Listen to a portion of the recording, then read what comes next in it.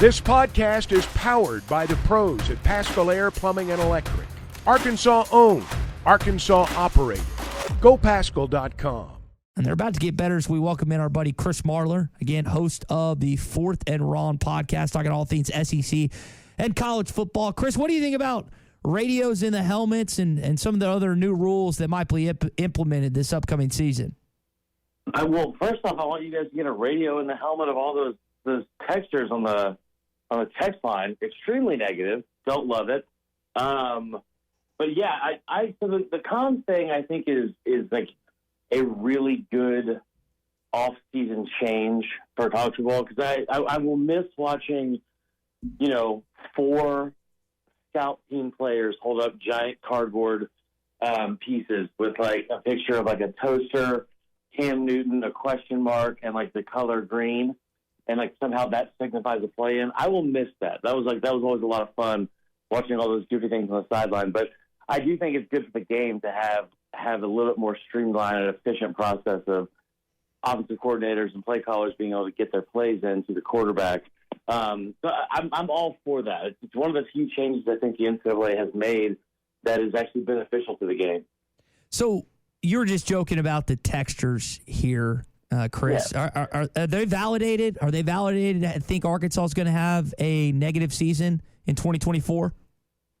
I think you brought up a good point. The schedule is tough, but when is the schedule not tough in the SEC? I think one of the things that Arkansas always does a good job of is when they're kind of able to lay in the weeds a little bit and fly under the radar and kind of have lower expectations. That's kind of when they always seem to surpass everyone. Pittman's coming off of a season where he won 9 games, and now it is 3 years ago. But let's not forget that the 9 games he won in 2021, that's more than the program won in 3 years combined, and like 4 years before that. So I'm a big fan of Pittman. I think everybody is a big fan of Pittman.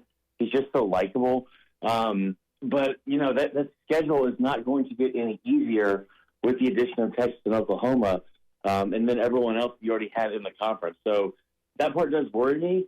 Obviously, losing a guy like KJ Jefferson is concerning, I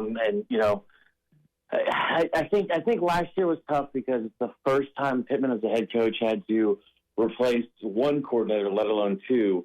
And that's a tough thing to do, the continuity and everything like that. So I'm hoping that it's not going to be a negative season, but there's a lot of uphill battles, I think, for the program. So on the subject of replacement, by the way, we're talking with Chris Marler, Fourth and Ron podcast. Was Bobby Petrino the right replacement, and was he really the best option for this offense in 2024? I think so. And listen, it's early where I'm at. So, I mean, was Enos the guy who was there before?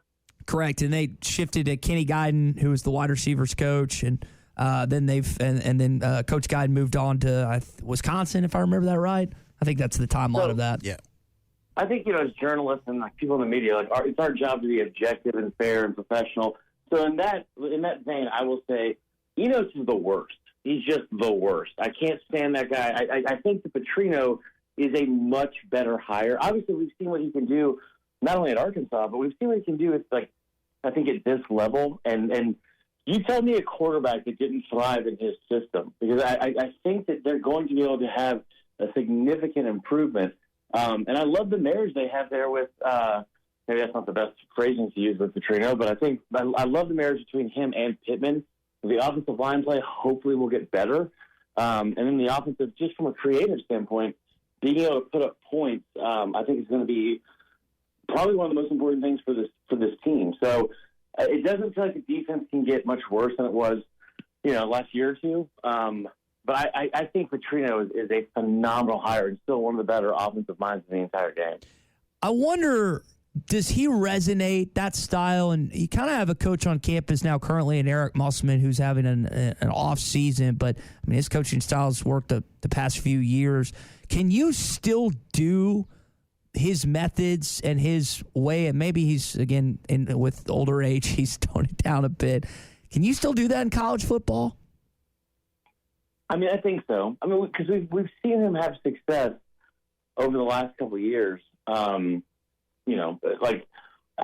think it's still it still translates to a game. Like this, here's the thing, and I don't want to sound like, a boomer or super old or anything like that, or just, one of the people that is kind of like fed up with all the changes. Everything is changing in college football anyway. So it's different now and having to relate to kids and players more than ever.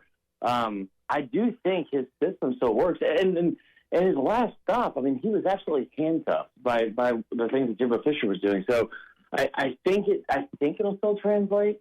I hope it will. Like I said, for Sam Pittman's sake, and also for Hog fans, I think the offense could be a lot more fun than we've seen it in the past couple of years.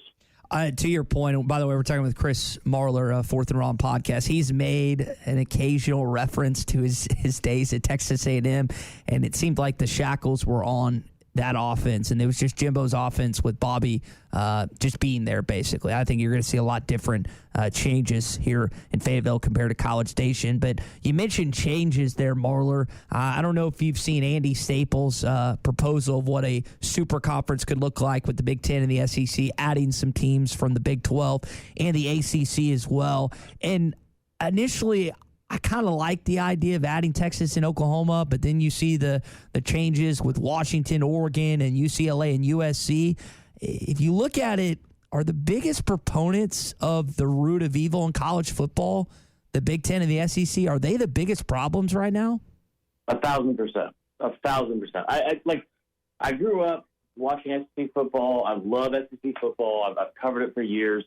It's the best program in the country, the best conference in the country by far. But yeah, like if you want to look at somebody that kind of, I don't want to say is to blame, but kind of is to blame for what's going on. Greg Sankey is a guy that I think he has been out front of a lot of the things that have changed in college football. I do think the relationship that he had with former Big Ten Commissioner Kevin Warren probably also contributed to this, because that guy, man, I talked about songs that disliked him earlier. Kevin Warren is like just top 3 least favorite people. He's like people that love yellow Starburst. I just don't trust them at all. So I love the fact that Sankey has been able to implement, kind of say groundbreaking, but he's just been ahead of the curve on so many things. But it kind of sucks, guys. Like I don't know why the SEC would have needed Texas and Oklahoma to start. Like, it's already the best conference in college football. You're talking about a schedule that's probably going to go to 9 games here soon with SEC games. Like, why, if you're in the conference that has won before last year, I think they had played for like 16 of the 17 last national championships, and God knows how many they've won. I can't even count off the top of my head. Why are you conforming to what everyone else is doing in college football? Yeah. Why do you need to play 9 games on a conference schedule? The idea that they're going to 2 power conferences, I think that's been where this thing has been headed for quite some time. But I hate it. I mean, it's like dissolving what we all have loved for so long about college football, which is purity, the purity of the sport. Yeah. Exactly, and like this is going to sound off the wall that people won't care probably where you guys are recording from, but I'm from Atlanta. Like I grew up going to games at Bobby Dodd Stadium, like right in the city. Like Georgia Tech's nowhere to be found in that. And there's a lot of other teams that are like then Power 5 teams and bigger state schools around the country that are going to get left out of that. And I just don't understand why. And the bottom line is, as I get off the soapbox, and I apologize for it, whoever the people are that are making all these decisions, it has become very, very clear that none of those decisions are for the players, the programs, or especially the fans, because we didn't ask for any of it. Yeah, and it comes back to money. And again, we're talking with Chris Marler, host of the Fourth and Wrong podcast. Chris, they're preparing for these guys and young ladies becoming employees at some point, and they're preparing for having distribute some of the television revenue between not just the schools and the administration, but the player. I mean, that has to be the only reason behind all these changes, right? I mean, all the changes are just strictly, I think, for the TV money, to be honest. I think that's where it's also headed. You're right. But yeah, I mean, like all of the decisions are being based off of greed. I'll tell you one, man, that makes me madder than anything is the 2-minute warning thing.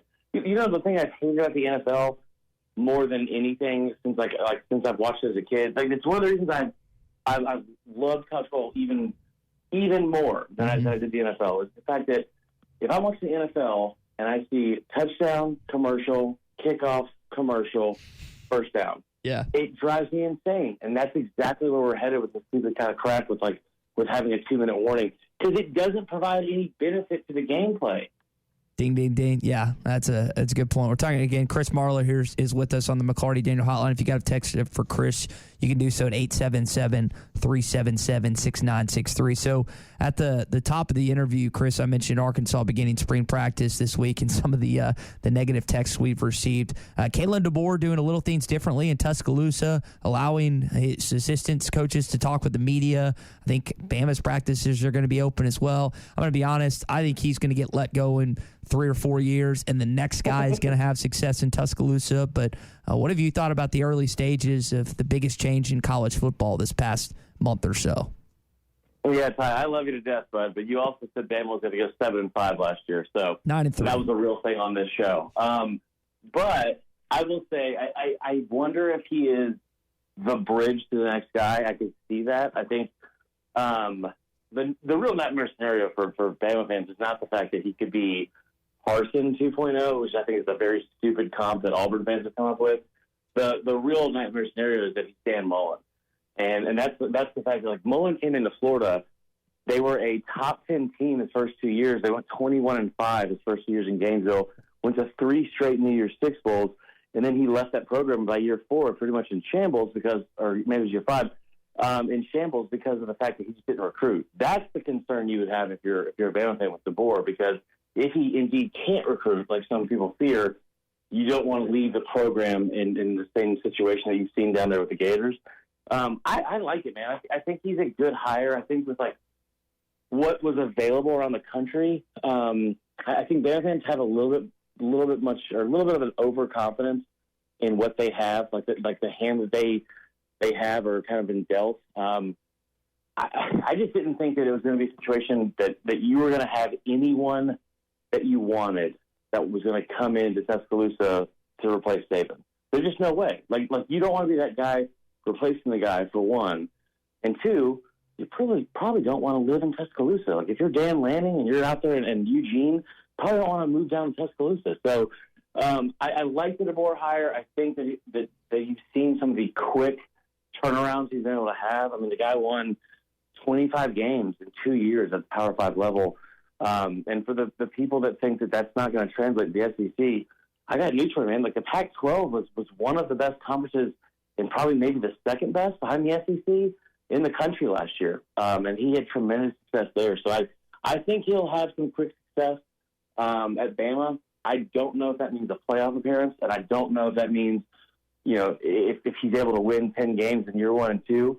I don't know if that really necessarily means he's going to go win 10 in year 4. BetOnline is your #1 source for all your betting needs. Get the latest odds, lines, and matchup reports for baseball, boxing, golf, and more. BetOnline continues to be the fastest and easiest way to place your wagers, including live betting and your favorite casino and card games available to play right from your phone. Head to the website or use your mobile device to sign up today and get in on the action. Remember to use our promo code BELIEVE, that's BLEAV, for your 50% welcome bonus on your first deposit. Bet online, where the game starts.